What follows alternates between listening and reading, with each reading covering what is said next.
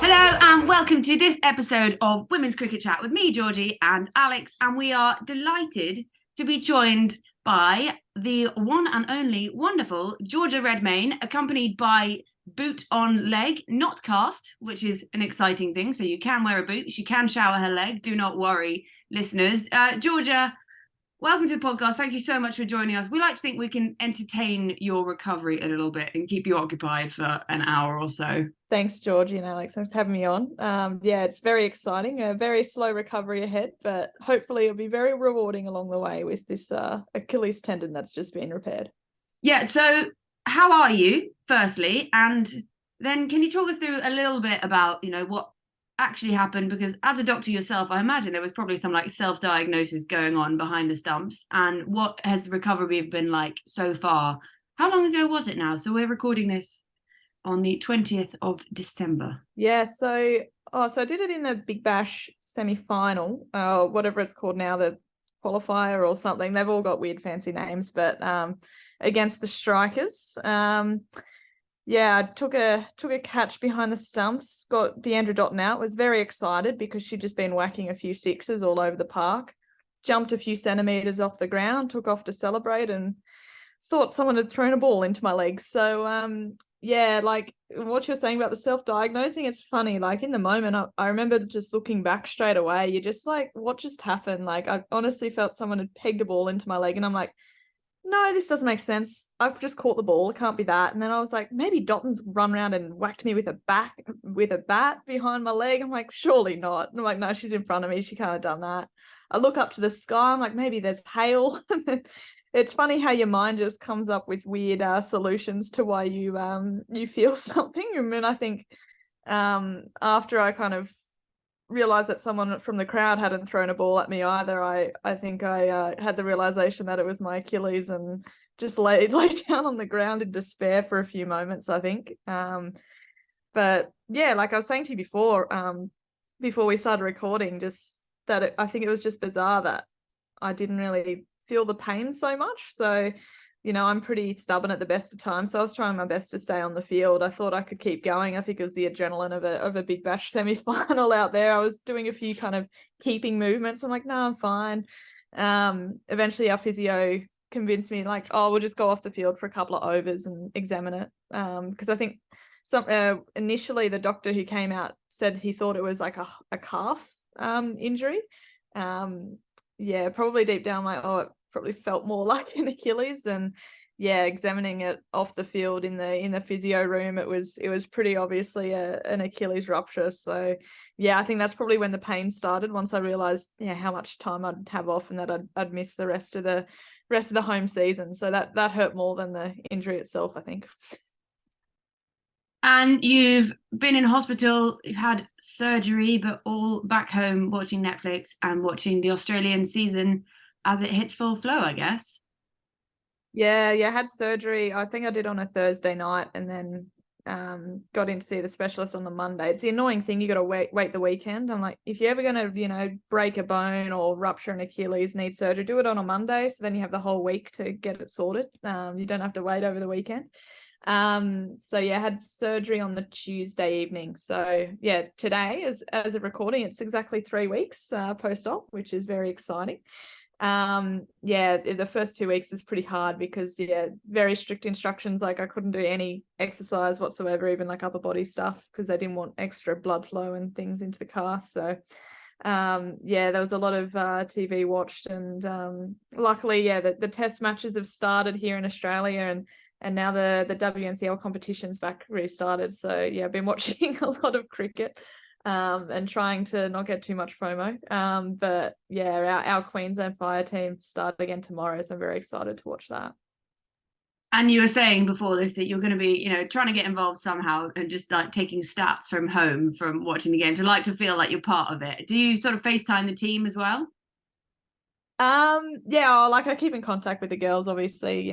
They traveled over yesterday, and I think that was probably when it hit that I wouldn't be able to join them, and it was a bit sad. But I think I found it's the first year I've ever missed a game because of an injury, and I'd had the 2 weeks of a hamstring rehab before I did my Achilles in Big Bash. So yeah, I found, I'm pretty hard at the best of times on the sidelines, even just, after getting out or waiting to bat. I'm pretty restless. So when I can't contribute on the field, I probably get a bit agitated and try to find any way to keep myself entertained and try to feel like I'm contributing to the group. So yeah, I did a bit of the fielding stats for the coaches during that Big Bash period. So yeah, I've offered my services again. So yeah, that'll definitely keep me engaged in the game on the sideline. So yeah, I'll see how I go.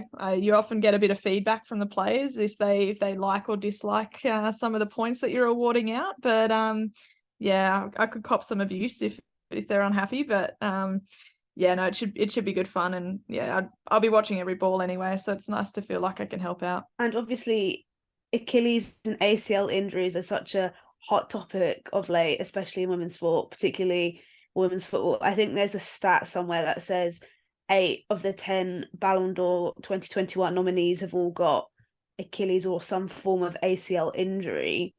How, like, what can sports people like yourselves, what measures can they take to prevent it, and how long does it take to recover from an injury like this? Yeah, it's interesting stat. Yeah, like it's funny. Like I feel in cricket we probably don't have too much Achilles tendon stuff. There's been definitely lots of ACL injuries floating around. Unfortunately, yeah, Sophie Molyneux had one during the Big Bash ACL. So yeah, Achilles. I only know of one other cricketer kind of in Australia who did it, and that was Ange Reeks a couple of years ago.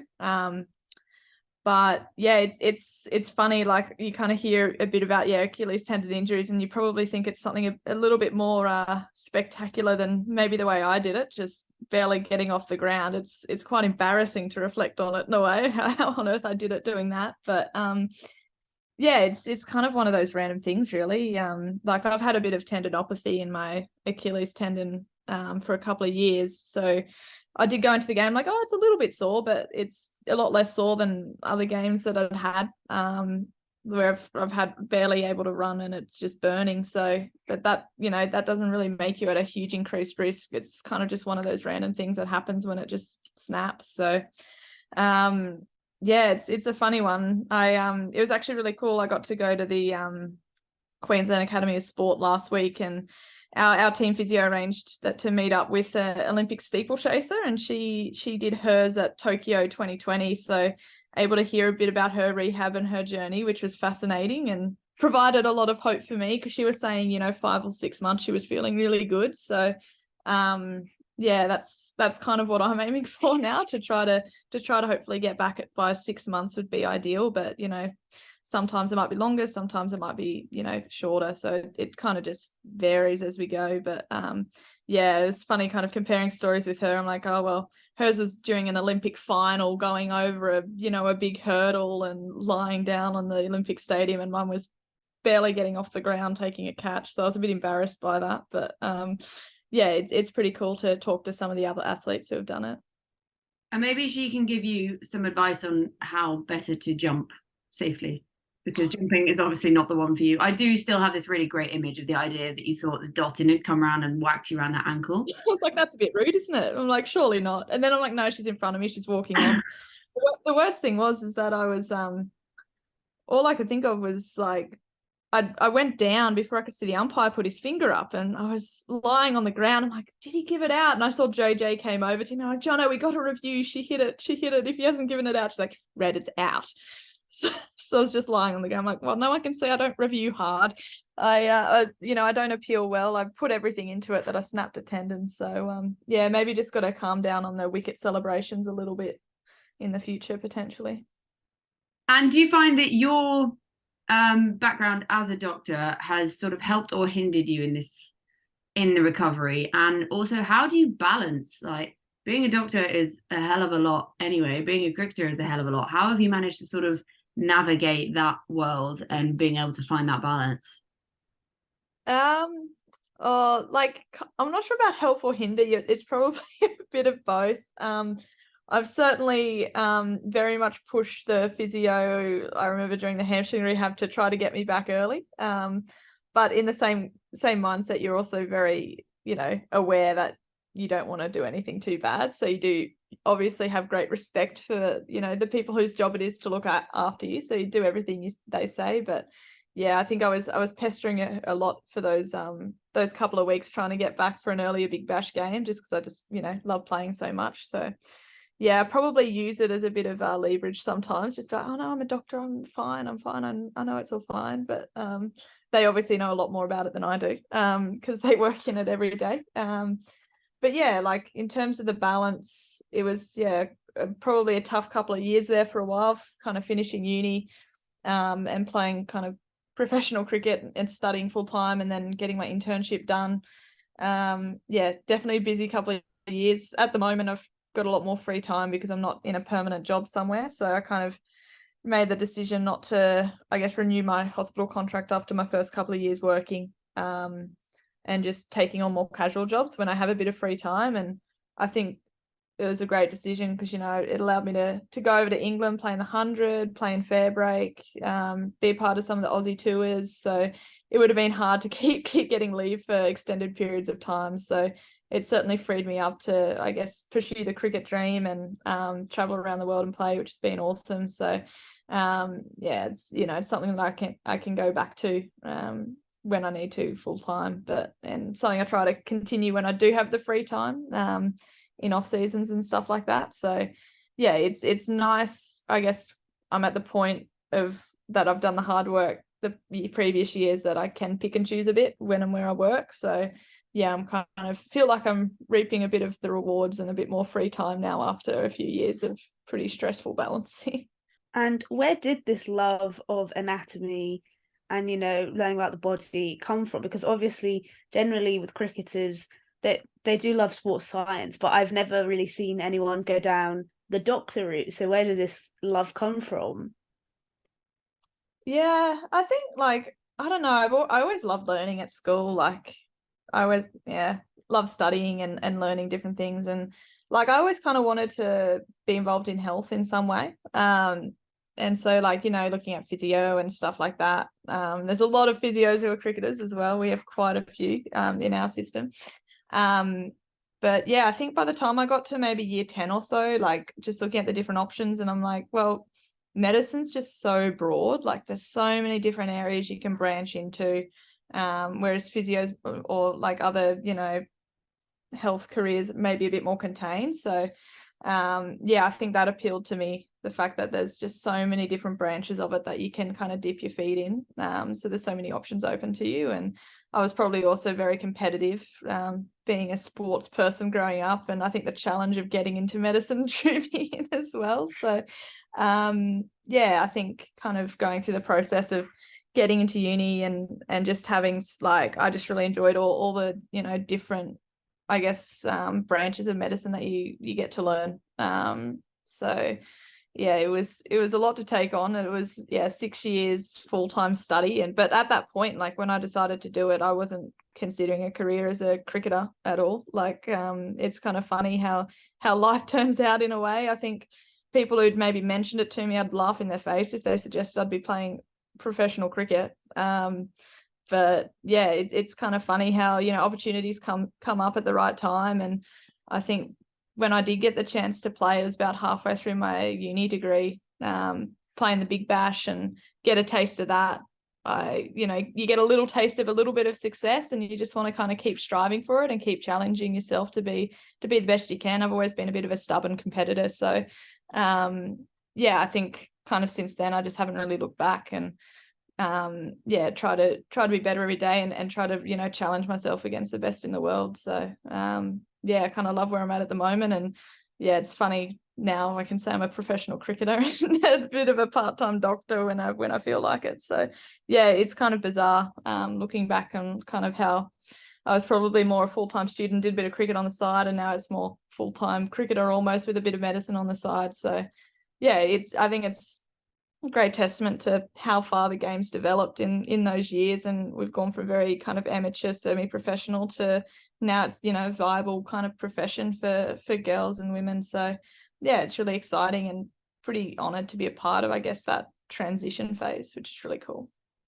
And what was it like to get that first call up for the Women's Big Bash? Because obviously it's become such a big thing now, but it has, like you say, developed over the years. But for you, it must have been, like you say, so exciting to get that call up. So how did that come about? And you're sort of like, you're studying your uni thing, and then suddenly it's like, all right, we want you to join what is going to grow into one of the biggest women's franchises in the world. Yeah, so like my first 3 years at uni, I was contracted in like the New South Wales Breakers squad, but like in my head it was just, a couple of grand of cash on the side whilst I'm a uni student. Like, how good's this? I just need to turn up for training a couple of times a week. I'm a reserve, so I'll never have to play anyway, unless there's, finger injuries or something. But yeah, it was probably my third year of uni. Like, I was kind of getting a bit competitive and wanting to break into the team at that point. And yeah, I missed out on a contract that first season of Big Bash. And I think it was probably then that I realized, like, oh, I actually do really want to play in this and challenge myself. So yeah, when I got the opportunity the following season down in Hobart, I remember Julia Price gave me a call. And at that point I was like, oh, I'm putting in all this work and but not really getting any opportunities where I was in Sydney. So yeah, like to kind of get a call and be like, oh, we want you to come open the batting and wicket keep. And I was like, oh, okay, this is pretty cool. Out of the blue, never met you before, but this is fantastic. And I can make it work this year with uni, which is, I think that was the best thing. I think just the timings for me, the year that I got offered that spot, I was just doing a research project all year, so it wasn't really full-time study at all. It was a really cruisy year. So yeah, to get that opportunity, it's kind of one of those turning points, I think, when you start playing and you're like, oh, you know what, I really love this and I'll do whatever it takes to make it work for the next couple of years of uni, even though it's going to be a lot harder. So yeah, it was fantastic to kind of be a part of the Big Bash. And that was, the second season. And yeah, we did really well that season down in Hobart, making the semi-finals. And I remember our last couple of games was when overlapped a bit with the start of uni. So I was going in for a couple of days and then flying out for a few days and flying back in and being like, oh, sorry, we've got to go for finals. And so yeah, like that was really cool. And I was lucky at uni. I had really good people around me, and I was studying at a rural kind of clinical school at a hospital in a smallish regional centre. So everyone kind of knew everyone. So they knew I wasn't trying to cheat the system. I was legitimately playing cricket. I wasn't, just slacking off. So yeah, you're not just hungover. Like, I'm always hungover on a Thursday and and then I'm flying across the country. Yeah.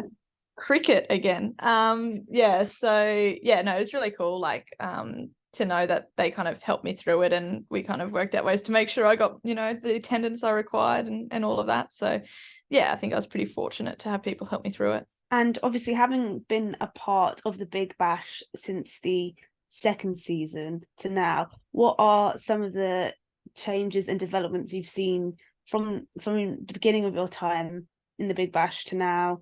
We're talking growth of the game, crowds, because we asked Gemma Barsby this and she was kind of like, oh yeah, like back in the day 3,000 was like epic, and now it's like probably what, 5 to 10 times that.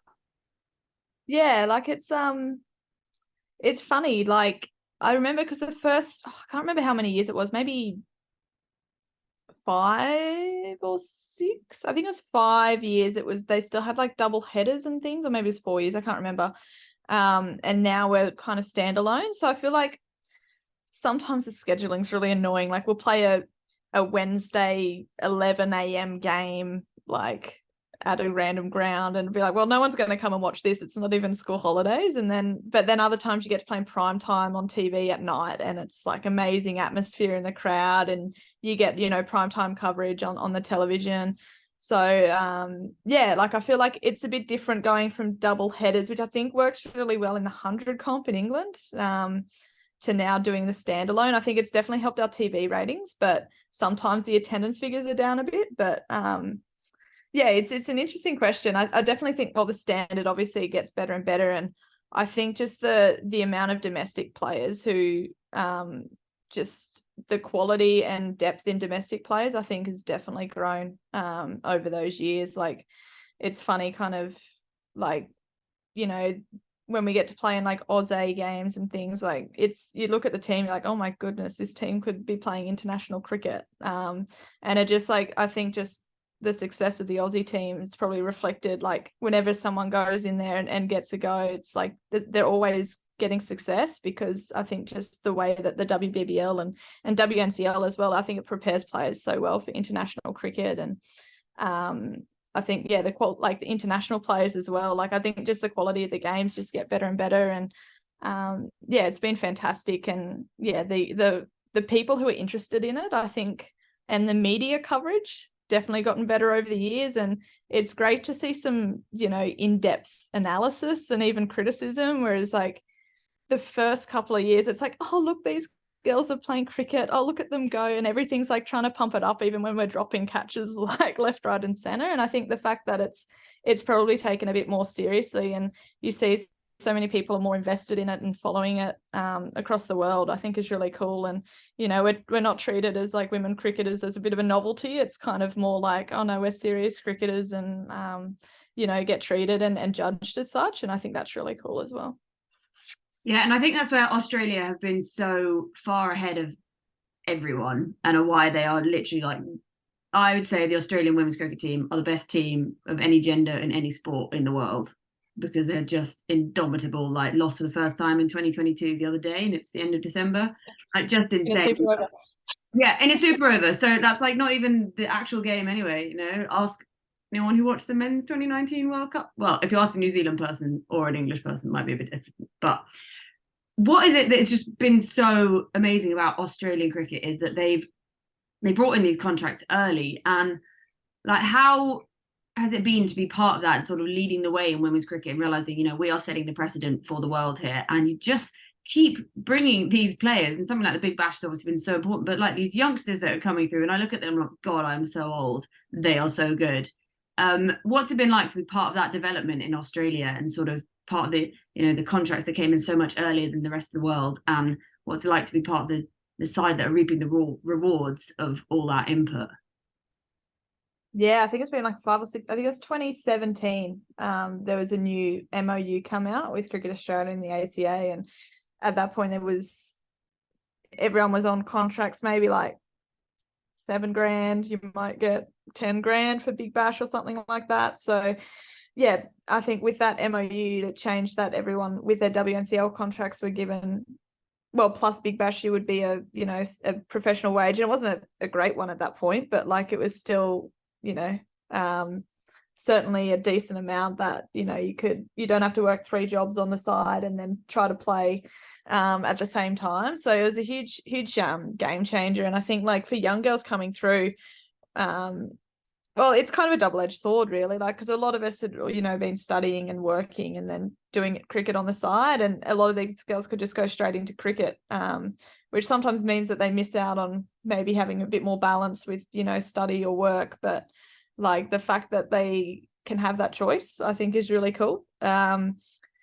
And like, you know, we're always really well supported to you know, to do study or pursue careers at the same time. And that's something that I've been really grateful for. I remember when I first moved up to Queensland to play up here, I was starting my work, and like obviously was getting paid, you know, a full-time contract for cricket, but you know, they're like, you're a doctor, you've got to do that job too. So to have that understanding and know that you can still get like the training in, maybe it's just at different hours. So I think the flexibility that I was afforded with that was great. And yeah, kind of obviously would change between pre-season and actual playing season. I'd obviously be at cricket a lot more, but yeah, I think the fact that we have that option is really cool. And but yeah, the professional contracts have been great. The fact that you know, we can dedicate so much more time to playing, I think and training as well, but like the fact we probably train more than we're paid to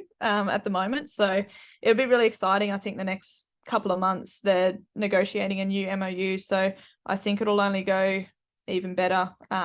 We're looking at next year, so that's really exciting. I was going to say, like, I think with the next MOU that comes up, it'll be really exciting to see where it goes in the future as well, because just on that pathway to professionalism. So yeah, it's a really exciting time here in Australia, I think, when that will come through in the next couple of months, hopefully. And we know that this Australian team has been so dominant for such a long time. Like, we've seen it, we saw that amazing final at the MCG in front of record-breaking crowd. What was it like for you to break into that squad, because there's making national squads, and then there's making the Australian women's cricket national squad, and that is like next level amazing. Yeah, it's really special. Like, obviously it's been a bit of a dream of mine for a long time, and yeah, like I kind of probably given up on the dream a few times along the way. As you said, it was always really hard to break into, and I think when you kind of get into that mindset of not thinking about it, then you start performing really well, and then you start thinking about it again, obviously. So it's kind of a vicious cycle at times, but yeah, it was really exciting. I remember getting the call when I was over in the UK for the 100 last year. So I remember it was 2 a.m. or something. I got a message from the selector just saying like, "Oh, hey, you're free to chat." And I was like, "Can we wait a few hours?" I love it. I had this idea of you being like in a bar in Cardiff as well, just like on the 100, just like, yeah, I'm just in walkabout. If only. We were very restricted by COVID rules back then. So yeah, I remember being lying in my little hotel room at the Voco St David's at Cardiff Bay. But yeah, I remember being so tired. I think I want to be awake for this phone call. So I think I'm like, oh, can I call you back in a few hours when I wake up? I probably shouldn't have just replied, but he would have seen that I'd read the message, so I didn't want to seem like I was rejecting him. So I was like, oh, called him back the next morning, and yeah, I was just told that I was in the squad for that India series that was coming up that September. So yeah, kind of couldn't believe it. It was very exciting, and yeah, to kind of yeah, be involved in a squad that's been so successful, be in and around that group was really cool. And yeah, got to travel with the World Cup as well, which was an amazing experience over in New Zealand. So that'll be something that I remember for a while. It was probably pretty obvious very early on that the COVID substitutes wouldn't be required for the teams because they stopped testing everyone. So kind of relaxed into a bit of a holiday mode, and obviously just helping the team wherever I could off the field. So yeah, that was a pretty cool experience, and the girls obviously came away with the win there, which was really nice to be part of. And obviously, even at the end of last year, you know, Australia was still quite strict with their COVID protocols. I just remember seeing Stuart Broad give everyone a daily update about his yogurts in the hotel. So what was it like kind of going from Australia to New Zealand, where obviously it's a lot more relaxed? Like we've heard when the England women toured last year, or at the beginning of this year even, like it's very chill, like they could go out for coffees. So what was it kind of like for you? Yeah, it was like it's funny, like Australia, New Zealand, like when it was during that time of kind of COVID, it was really hard to get in there. But like once you're in there, you can live pretty normally. So I remember when we were going to New Zealand for the World Cup, we were told to have like 2 weeks of pretty hard quarantine, and then obviously after that you're fine. But they changed a lot of the rules because I think COVID was becoming a bit more widespread and a bit more accepted, like let's just move on. So in the end, we only had to do 1 week of quarantine, which was really nice. So we got out early, and basically we were given a week's holiday. We just had to do a couple of gyms. So that was probably one of the highlights of the trip for me. I think myself and Grace Harris and Amanda Wellington, we ended up doing as much touristing as we possibly could in that week around Christchurch on the South Island. So yeah, we got up to plenty of fun adventures, doing some zip lining and jet boating and kayaking and anything we could do, because we're only allowed to do outdoors activities. But if you're restricted to outdoors activities, probably New Zealand's the best place to be. It's, you know, such a beautiful country. So yeah, that was certainly a fun week. And yeah, after that, it probably eased up a lot on the COVID stuff. Like they stopped testing us really. We had a bit of a scare. Ash Gardner got COVID, but it didn't spread to anyone else. And there wasn't really the requirement to do regular tests. It was only if anyone developed symptoms, which luckily no one did. So yeah, it's kind of funny looking back now that how different it was. Obviously you being a bit wary, and you know, we weren't allowed to eat in places, and you know, safe practices and everything. But yeah, it's certainly different. I know, yeah, like when I was in the 100 competition was probably the strictest one that I've been a part of, that bubble. Well, apart from the WBBL hub of the season before, that was crazy. But yeah, just like in the 100, it was like testing every day. and yeah, pretty strict on, you had to get permission or like had to have venues cleared to go there for lunch or something, and you had to eat outside and stuff like that. So that was pretty strict. And yeah, the WBBL hub of 2020 was certainly a memorable experience for everyone involved. staying in the same hotel with all 8 teams, and felt like a huge school camp. And everyone had to eat in the dining hall or get their food delivered in, and overseen by security officers, which was something very different to get used to. I actually think that sounds quite fun, but I think that's the boarding school life. But you say you went, you were in New Zealand and you went off and had fun with Amanda Wellington and Grace Harris. I mean, I can think of two, they sound like two quite fun people to go and have a great time with. What's it like? What are the characters like inside that Aussie team and in the Brisbane Heat? Because Grace Harris is just an absolute legend. She seems like she's just full of life and just an abundance of enjoyment. Yeah, like it's very different. Like a lot of the girls there are very big on the golf, and the group of us, we were not very big on golf. So there's always a huge group who would always go to golf whenever there was a day off. Yeah, Grace and Wello and I probably weren't very keen on golf, so we were pretty keen on touristing around. And then there'd be another couple of girls. I remember we'd always have to scope out places. So we'd be talking to like T-Mac and Darcy and Shooter, and would go somewhere and be like, oh, this was really good, and then the next day they'd end up there. So it kind of felt like we were the travel guinea pigs for some of them on the road. Yeah, it's funny. Like obviously people have different ways to kind of spend their free time, and some people prefer to, probably stay by themselves or read a book or something like that. Whereas, a lot of them go out and play golf. And yeah, I think the few of us were trying to just see as much as we could whilst we were in New Zealand, because I think, well, Grace and Wello were in the squad but probably didn't play for most of the games. So yeah, we probably took it upon ourselves to see a bit of New Zealand whilst we were over there. And yeah, we became a bit of the travel guides for some of the other girls we used to make fun of with T-Mac and Darcy especially would often end up in places a day or two after we went there. So yeah, it was a fun time. And yeah, it's interesting to see how different people like to, I guess, unwind and spend their free time on. It was a long tour. It was like 2 months or so we were over there. So yeah, it was good fun. Got to see a lot of places in New Zealand, which was really great. And aside from the COVID bubble in the 100, because I also know what it was like, so I was with London Spirit, I would honestly say that COVID bubble, and all the delivery was the reason I gained weight. But that's a story for another day. I'd say the same. I had the same problem. All right. Yeah, I went over there feeling really fit. Then I came back and had 2 weeks of quarantine at the Gold Coast, and I'm like, oh dear, I think I need to get back on the bike. Yeah. But aside from COVID bubble life, what was it like for you to be part of the inaugural 100, and what were your teammates like? Yeah, it's really cool. Like I think as someone who missed the first Big Bash, it was really cool to be a part of the first 100.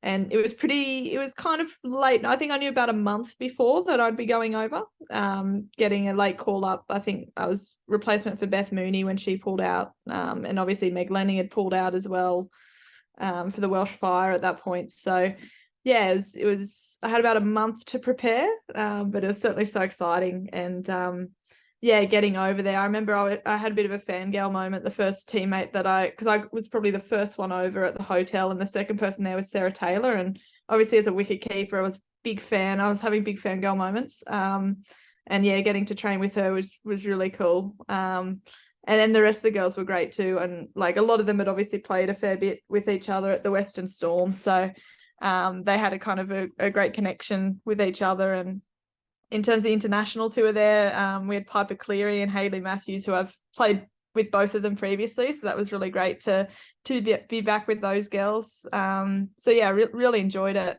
It was a great experience. And yeah, we probably didn't do as well as we would have liked, but we got 2 wins, and one of them was against the eventual winners, the Invincibles. So yeah, I can hold on to that. So we beat the champions. But yeah, I think it was awesome. Like I think the 8 games that I played there are the 8 biggest crowds I've played in front of.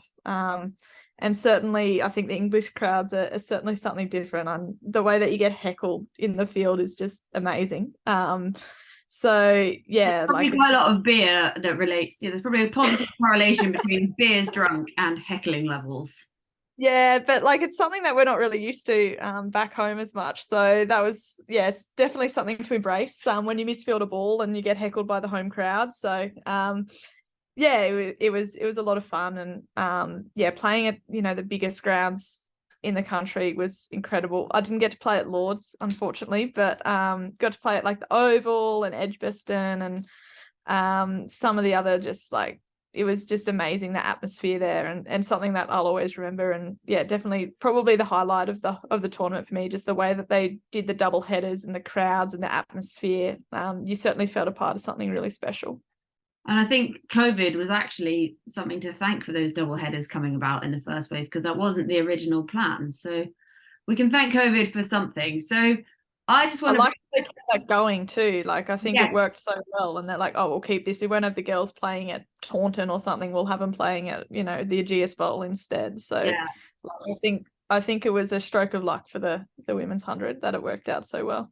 Yeah, and I guess it's sort of the crowds that they grew the crowds. Originally, people were like, oh, maybe they won't come in for the women's as well, but it grew and grew and grew throughout the tournament, which was great to see. And then we saw it continue this year as well, and the women's tournament was fab again this year. But I want to bring it back to way back, not that long back, we're not that old, but to when you first started playing cricket and how that came about. Because I read that you've got a brother and a sister, and there was your sister does gymnastics, and you were like, I'm definitely not taking this one up. Maybe if you had, your jumping would be slightly better behind the stumps, and you'd have lack of injury. But who knows? I can't even do a roly-poly, so who am I to judge? But how did it all first start, the love for cricket and the idea that you wanted to play more seriously? Yeah, well, pretty close. I yeah, like, growing up, I always loved watching sports, and like in summer you're always watching the cricket, right? So I was always playing in the backyard with my brother. My sister's probably the only one in our family who doesn't like cricket. Like, my mum and dad love it. My brother was playing, so I'd always play in the backyard and just try to reenact, be Adam Gilchrist or something, like, so yeah, always love that. And yeah, I remember I did do gymnastics as well, but yeah, probably similar to you, like I can't do a forward roll like without doing my neck or something. Yeah, my neck. I don't understand how people do it, and they're like, just don't touch the floor with your neck, and I'm like, what am I meant to like slap onto my back? What? Yeah, so I think, yeah, I'm very, very, just not flexible at all. So gymnastics was really not for me. But yeah, like obviously, yeah, they were like, oh, do you guys go to gymnastics? James playing cricket. So I kind of end up doing the cricket stuff as well. And, I think I've always loved team sports. Like I played a bit of soccer as well growing up. I played a fair bit of tennis when I was young. I kind of loved the, a bit of the hand-eye sports. So yeah, probably tennis is probably what I enjoyed more when I was younger. But then, I think the team sport is really powerful when you get to play with other people. And so that's probably what drew me more into pursuing cricket a bit more. Have you ever played tennis with Ash Barty? Because she was like one of my favourite sports with people or sports of all time. I think she's just insane. I know. I'm actually devastated. Like, obviously I wasn't around Queensland heat set up when she was there, but I'd definitely be having fangirl moments if she ever came back. We're like, come on, Ash, honestly, tennis, come back to cricket. Come back to cricket. It would be great. You took cricket for a mental health break anyway. Come back to it. How insane would that be? I'd be like, right, George, I'm flying over. I'll sleep on your floor. I just want to watch Ash Barty play cricket, please. And you'd be like, who is this? Yeah, I remember being devastated that I missed out in that first WBBL. I'm like, imagine if I got to play against Ash Barty. I'd just be like, you need to go back and play tennis because you're so good. I was such a fan of her tennis, and I remember being like, why is she playing cricket? What a dumb decision. But obviously it was great for her, and she loved it. And came back and won like pretty much every Grand Slam and achieved everything she needs to. So yeah, she's pretty incredible. She could join like the World Golf Tour as well now. She's one of those people, Yeah. I think she's writing children's books as well. Like, she's got everything. Married now. Oh, stop it. Yeah, and you hate them and you can't, and that's the most annoying part. Just be a horrible person. Goals. But like I think like, well, before we got away on the Ash Barty tangent, I think just kind of getting into that team sports, I think, was something that I really enjoyed. And yeah, it turns out, like, I don't know, I kind of got further with cricket than other sports. I think probably more suited to the hand-eye kind of bat ball type games. So yeah, kind of played a lot of underage stuff in the New South Wales system, and then just, you know, very competitive, just kind of kept trying to do as well as I could, and then but never saw a future in it. Like, as I was saying before, like, I would have laughed if anyone said you'd play for Australia, because I always kind of felt like I had to battle to get into teams and get a go and things like that. But yeah, it's kind of funny.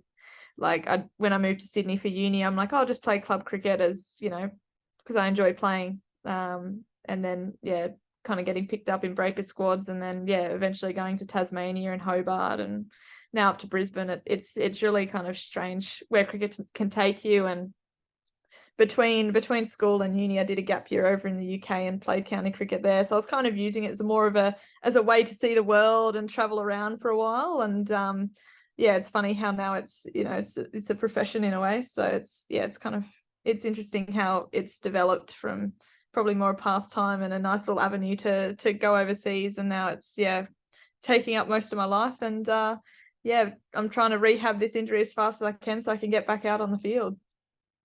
And growing up, did you have any role models that you looked up to, be it female, male? Obviously, Adam Gilchrist, absolute icon of wicket keeping.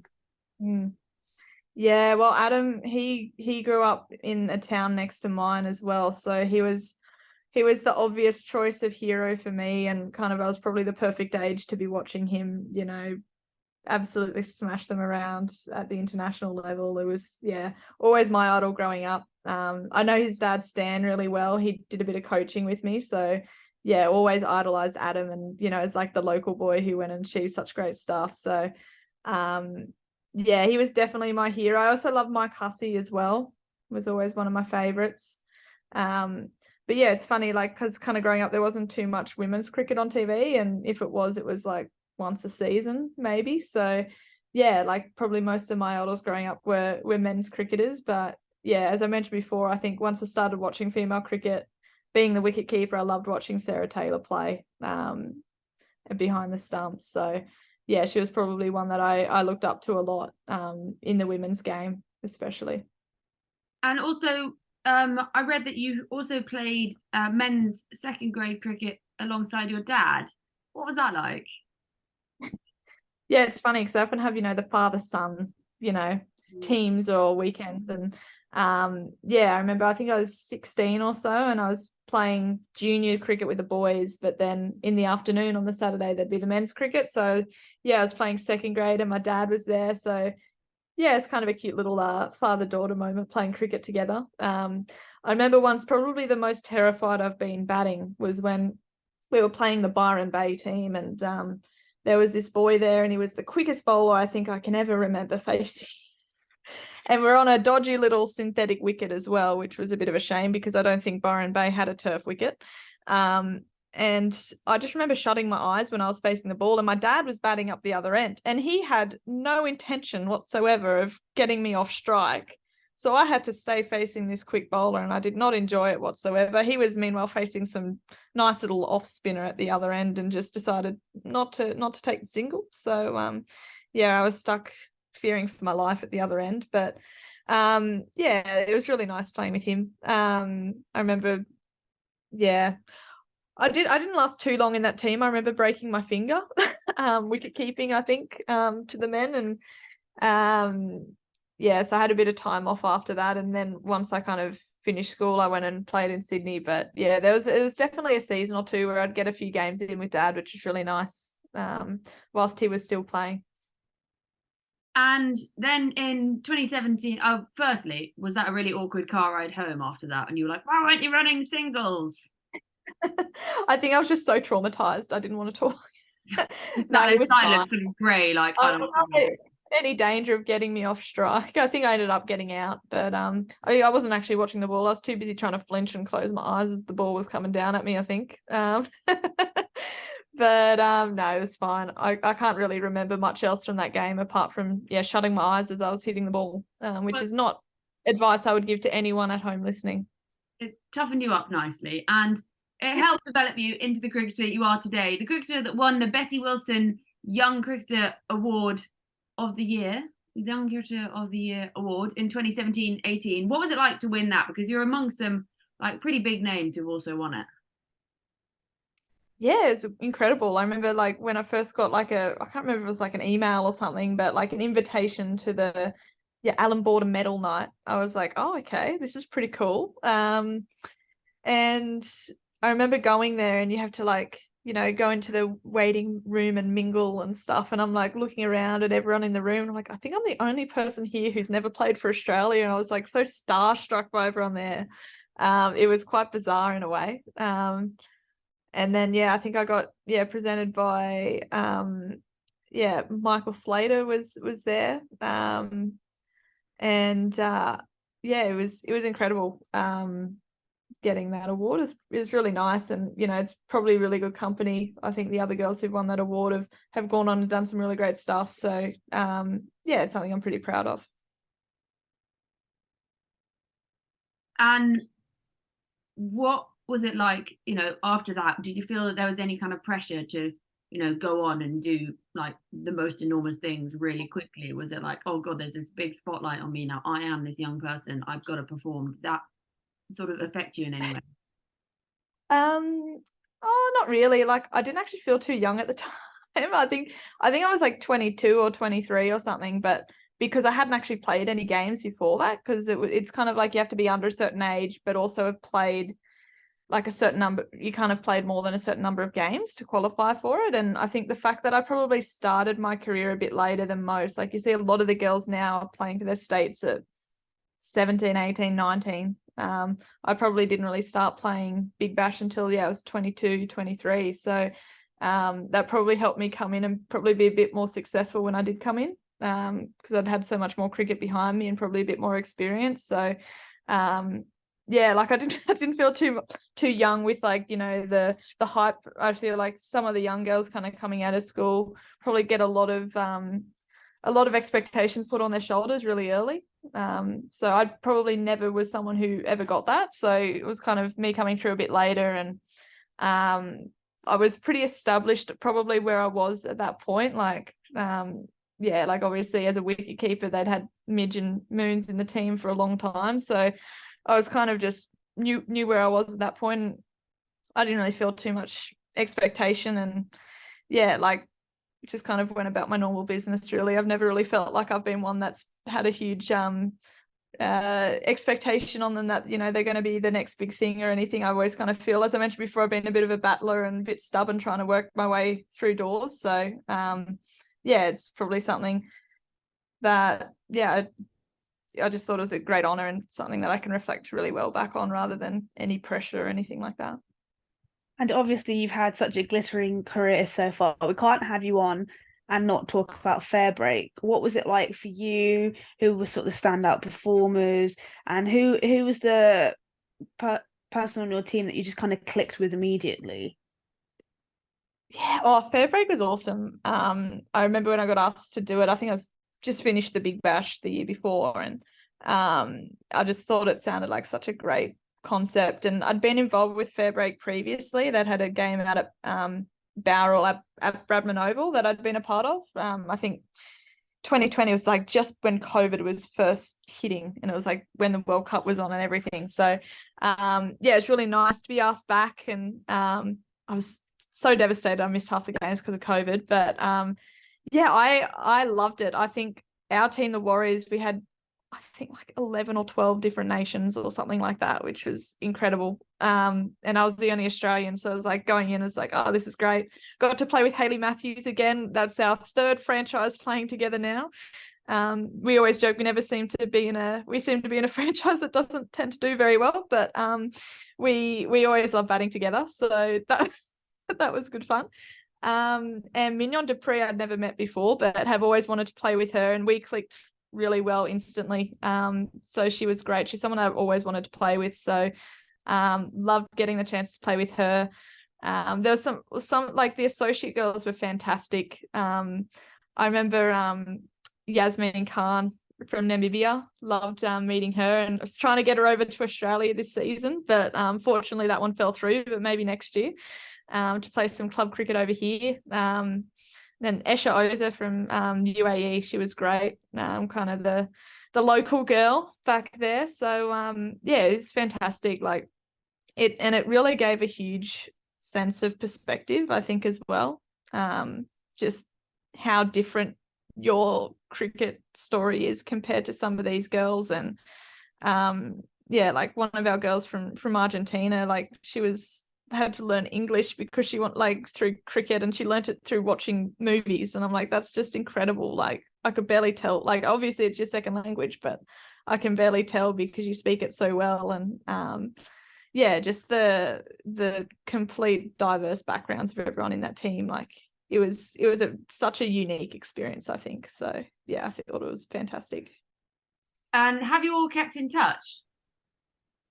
Yeah, well, I follow most of them, I reckon, on like Instagram and stuff like that. So yeah, occasionally send a little message or reply and stuff like that. So yeah, I saw that like they're playing the game in Canberra, I think, in February. So yeah, I think Ash is playing in that. So yeah, I'd love to go down and see her there. And yeah, it was awesome catching up with Mignon and Hayley and in the Big Bash as well. It's I think that's the best thing about cricket. Like you meet people from all over the world, and you can make really great friendships that you never would have had otherwise. So yeah, it's fantastic. And Pricey, our coach, obviously I've worked with before. It was great kind of connecting with her again, and Celeste Drake as well, who used to play in Tasmania.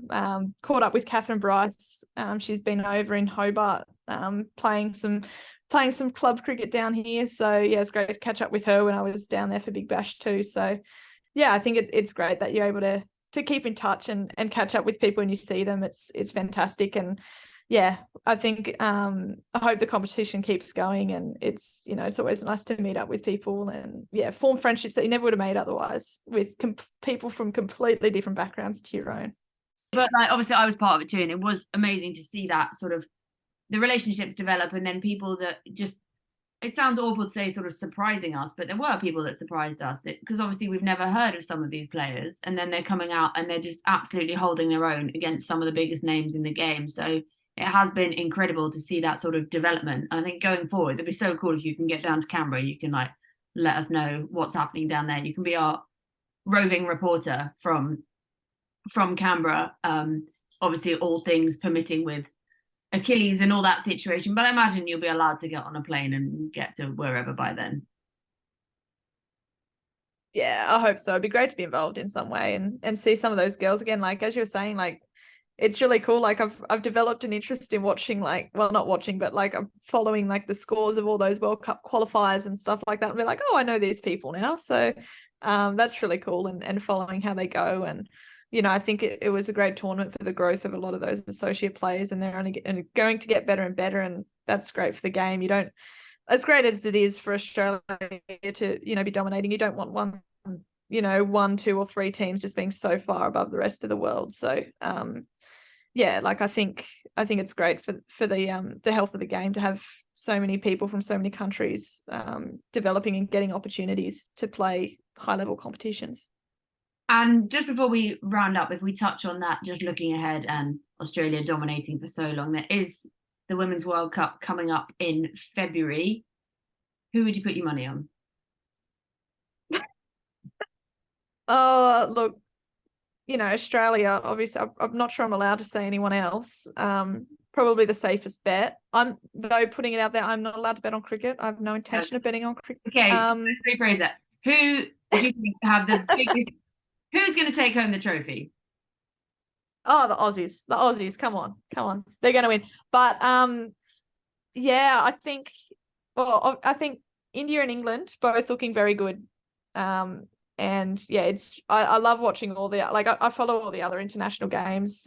England obviously going very well in the West Indies at the moment. So I think kind of a new little phase of their their team. They've got a few new girls in, and they've been doing really well. So yeah, it's really great to see the other teams how they're kind of building towards the World Cup too. So yeah, I think India, England both looking really good. I think any team can upset any team on the day, really. So yeah, it's by no means a certainty that, you know, the Aussies are going to win, but I'd definitely say they're going as favourites, given their history. So yeah, it'd be great to see where it goes. I'd love to see New Zealand go well. They're a team that I always enjoy watching play. So yeah, it'll be great to watch. Great tournament to watch. I'm not sure what the hours are going to be like here for spectating, but I'm sure I'll probably be up at some point watching the games and cheering on our girls, and especially the Queenslanders in there. I always love to support them. So yeah, can't wait for it. Yeah, we had to cope with the hours of it being in New Zealand through like the darkest time of English winter this year. So I sympathise, but I'm also kind of chuckling that I don't have to do that this time. So oh well, we had the games at ridiculous hours when we were trying to watch that, or getting up at like 4 o'clock or something to watch that. I can't really, or maybe it was 3 o'clock, something ridiculous watching that game.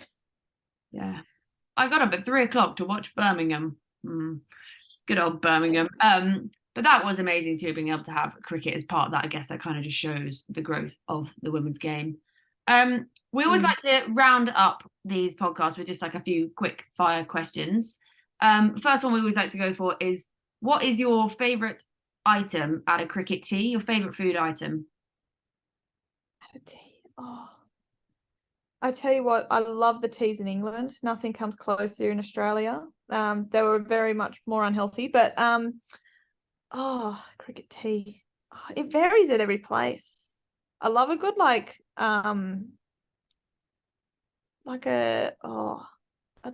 it's like hot food, cold food. Oh, this is not a quick answer. I'm really sorry. I love once we had like this really nice kind of risotto-y type thing, but yeah, look, I don't mind. I'm happy with whatever, but and half the time you just end up doing your own wrap. You just have to do it quickly because it's a quick innings break and I've got to put the pads on or something. So usually I just end up going for a wrap. You don't like dive in for the mini quiche or like the sausage roll? Well, we don't get that over here. That's the problem. That's what I miss about playing in England, because they would have the best meat pies with tomato sauce. Is that not even like a cricket tea thing? That doesn't pass the dietitians over here.